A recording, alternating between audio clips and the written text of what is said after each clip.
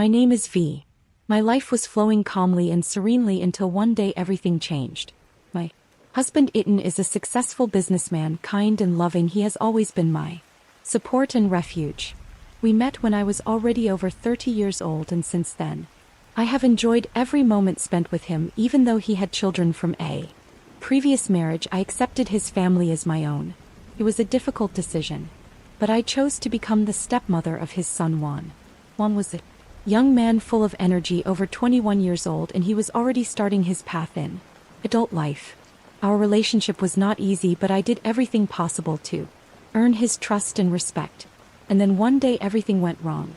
Iden had to go on a business trip, leaving me alone with Juan in the house. It was a normal work trip, nothing special. Ian and I often contacted him. The first few days went by calmly, but then the problems began. Juan began to return home late, ignoring the rules established by Ian. I tried to talk to him, but he only laughed and walked away without letting me finish. At that moment I realized that our relationship was on the edge. He didn't take me seriously, he didn't respect my opinion. I decided to take control of the situation and show him that I couldn't go on like this. One day, when Juan was sleeping, I took his car keys. That was my way of showing that his actions had consequences, but instead of correcting himself, Juan just got angry. He came home late at night when I was almost asleep and screamed at me. I tried to stay calm, but inside I was boiling. In his eyes I saw anger and incomprehension. He couldn't accept the fact that I tried to establish order like this. Our fight for respect and trust began, but I never imagined what consequences this would bring in the future. At those moments I often thought about Ethan and what he would say if he knew what was happening at home, but unfortunately he was away and I was left alone with our problems.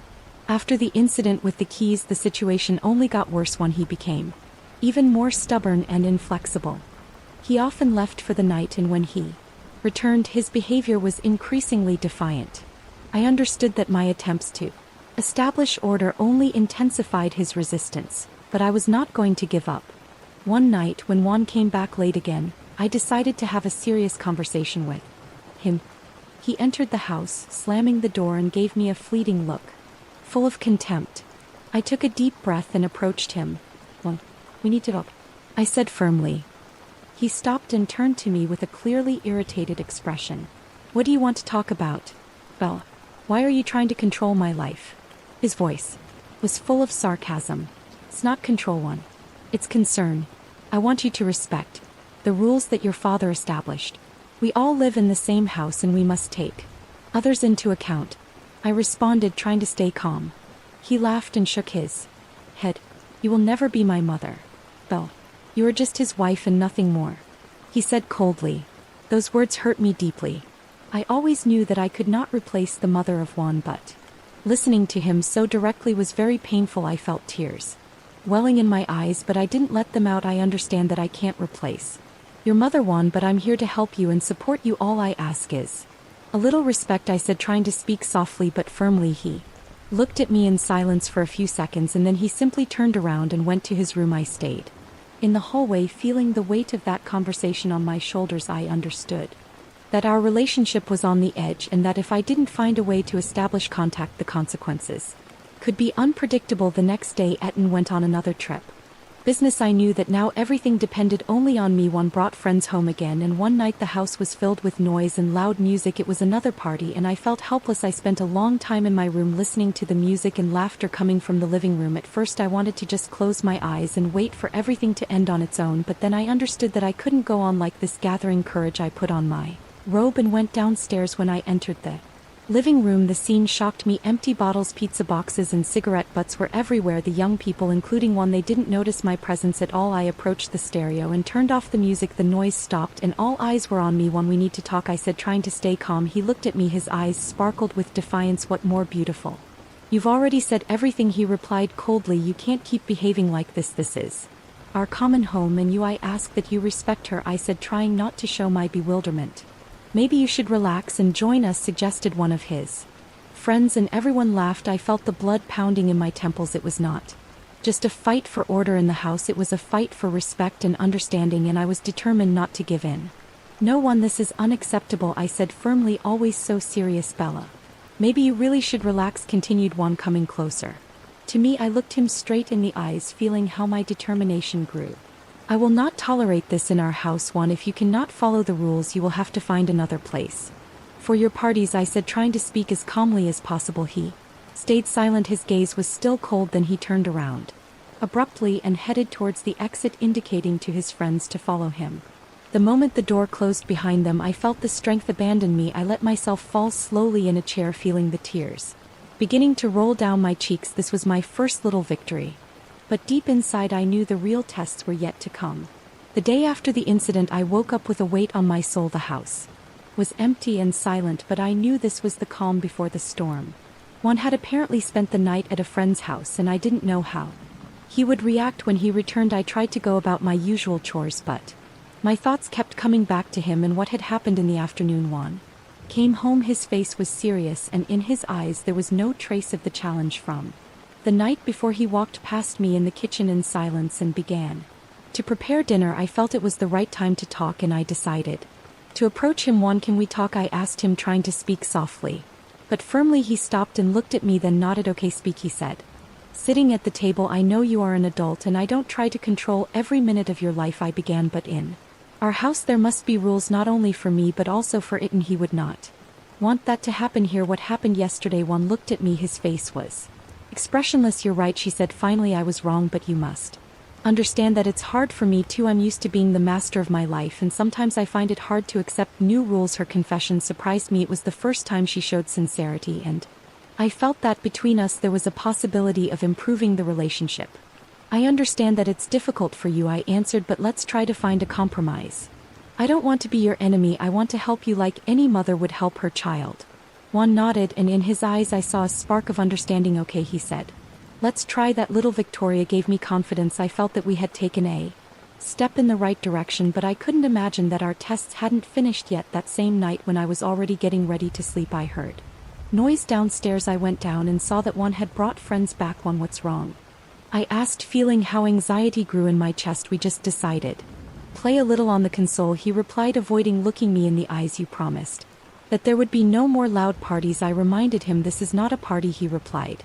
Juan, we will just play and then we will leave. I sighed, understanding that it was not the time for new conflicts. Okay, but please behave calmly and do not stay up late, I asked. Juan nodded and went back to my bedroom. I stayed a long time in bed, listening to the muffled sounds coming from the living room. Finally, tiredness overcame me and I fell asleep.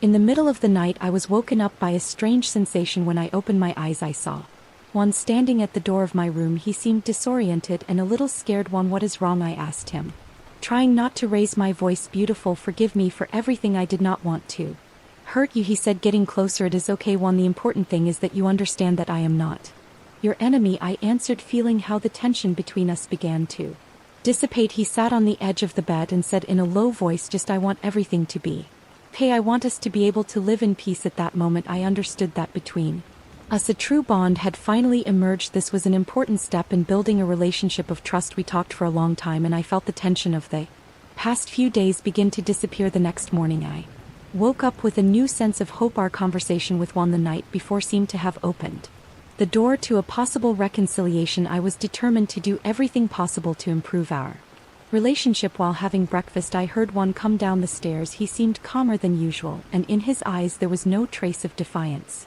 Good morning, Juan, I said, smiling. How did you sleep? Good morning, beautiful. Well, thank you, he replied, sitting down at the table. We ate in silence, but it was a comforting silence. I felt that we were finally beginning to build a mutual understanding. After breakfast, I suggested Juan to take a walk. He accepted, and we went to the nearest park. During the walk, we talked about everything a bit. Juan told me his plans for the future, about how he wanted to advance in his career, and I shared my thoughts and advice. It was the first time we really talked as a family. I saw in him not just a troubled young man, but a person with dreams and ambitions. You know, Bella, I never thought I could talk to you so openly, he said, stopping next to upon me. Neither did Juan, but I'm glad we have this opportunity. Juan, want you to know that I will always be here to support you, I answered sincerely. He nodded, and we continued our walk. Returning home, I felt like we had taken a big step forward. However, that night, something happened that made me doubt our progress. Juan proposed to organize a dinner and drink wine. I was surprised by his proposal, but I accepted, hoping that this would help us get even closer. We prepared dinner together, and everything was going wonderfully. He was attentive and affectionate, and his gaze reflected a genuine interest After dinner Juan suggested playing board games and we had a nice time. At one point I felt tired and decided to go to sleep. Juan accompanied me to the room and I thanked him for the wonderful evening. Thank you Juan, it's been a great night. I'm glad we can spend time together, I said, hugging him goodbye. I'm awake too, good night, he replied, smiling softly. I went to bed with a feeling of satisfaction and tranquility, but in the middle of the night I was woken up by a strange noise. When I opened my eyes I saw Juan standing at the door of my room. He seemed worried and confused. Juan, what's wrong? I asked. Sitting on the bed he came closer with his eyes full of confusion. Bella, I can't sleep, I need to talk to you, he said, sitting on the edge of the bed. Sure, tell me, I replied, feeling a growing concern. I'm afraid that our relationships will never be normal. I want everything to be okay, but I feel like I can't do it, he confessed. His words moved me. He saw how much he wanted to change the situation, but he felt helpless. One, it's normal to have fears and doubts. We all make mistakes, but the important thing is to learn from them and move on. I think we can do it, I said, trying to comfort him. He nodded, although his look was still worried. Thank you, you're right, I just want everything to be okay, he said, getting up. And it will be, Juan.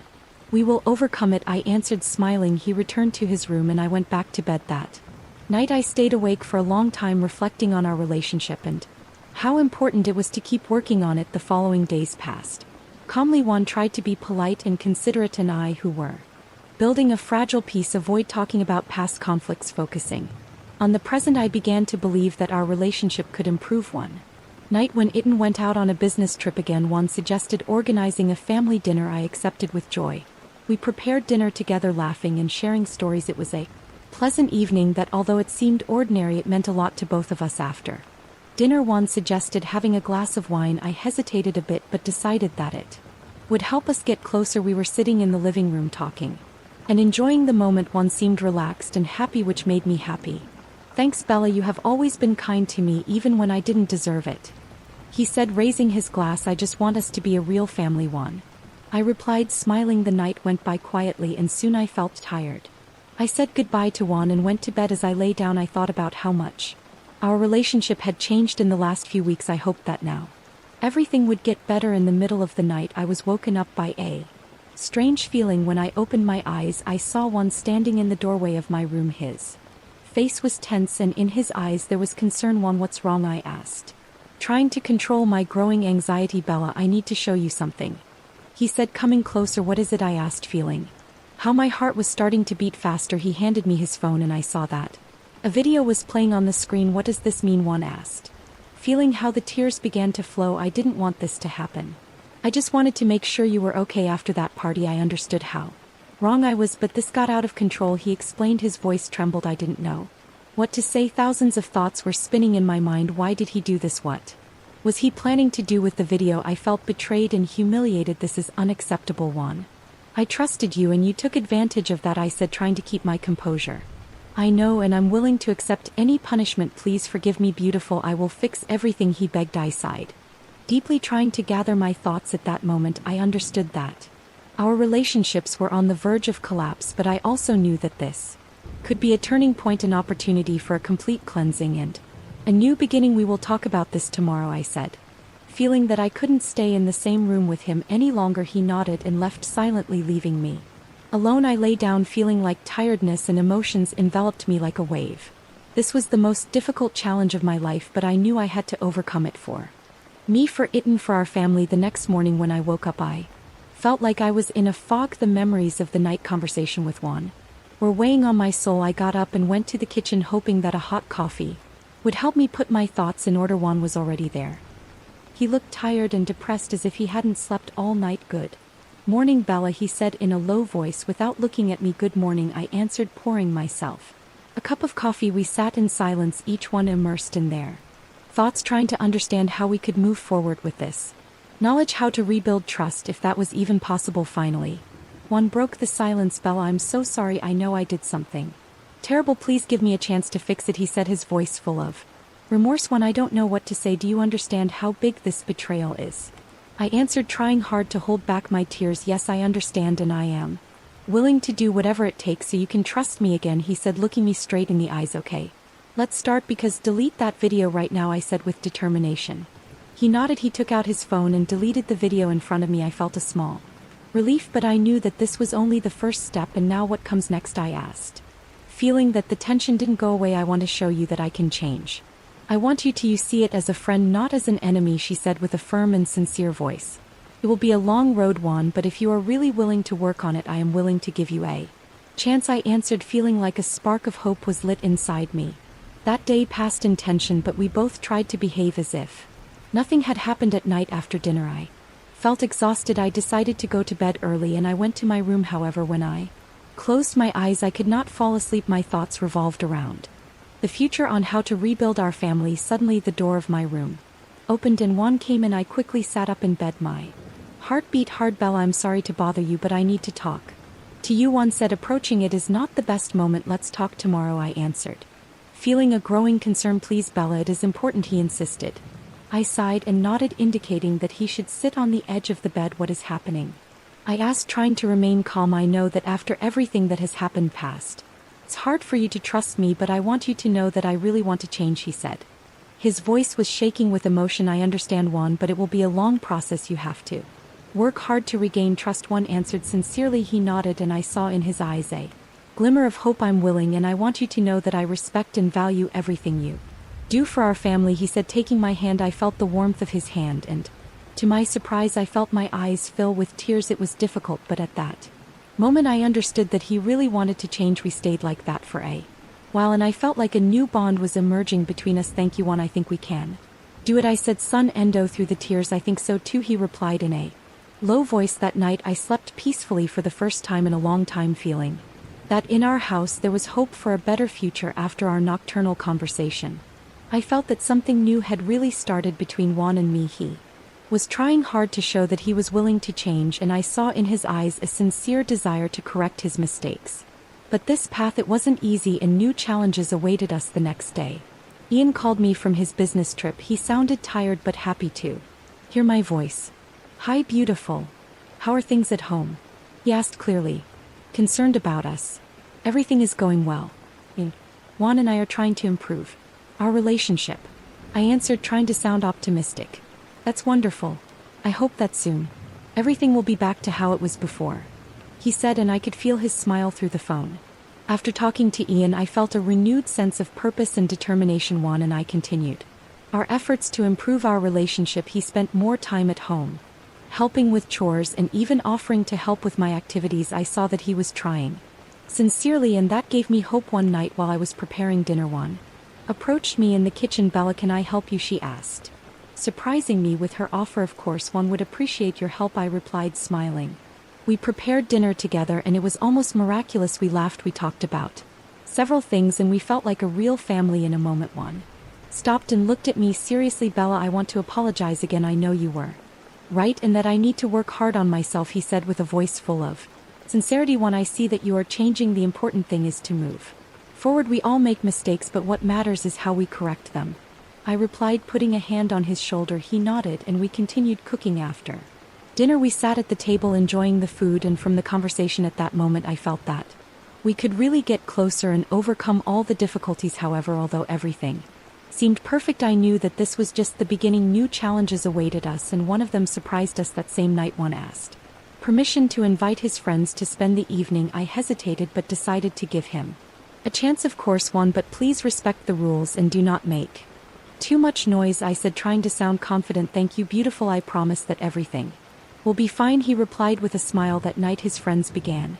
to arrive at the house. I saw that Juan was really trying to keep the situation under control. The music was low, everyone was kind and respectful. I decided to leave them and went to my room, feeling that I could trust Juan. The next day I woke up with a feeling of renewal and determination. The atmosphere in our house was starting to calm down, but I knew that there was still a lot of work to do. Juan continued to show his desire to change, and that gave me hope. We both knew that trust was not built overnight and that each day was a step. On that morning walk, I proposed to Juan to spend a day as a family together. We decided to go to the market to buy fresh products and spend time together. It was a good decision, since walking and doing things together always brings people closer. We walked through the market choosing vegetables and fruits, and I noticed how Juan relaxed and began to enjoy the moment. He spoke to me about his plans for the future, about how he wanted to find a job and be more independent. I listened to him with interest, and I was glad that he began to see clear goals before him after returning home. We prepared lunch together. One helped me in the kitchen, and it was so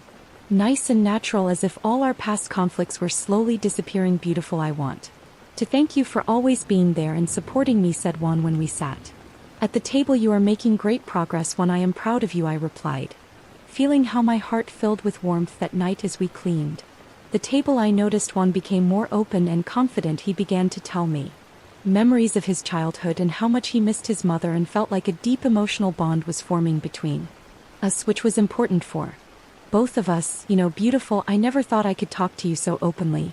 Thank you. That's why, Juan said with his eyes shining with emotion. I'm always here for you, Juan. You can count on me, I replied, smiling.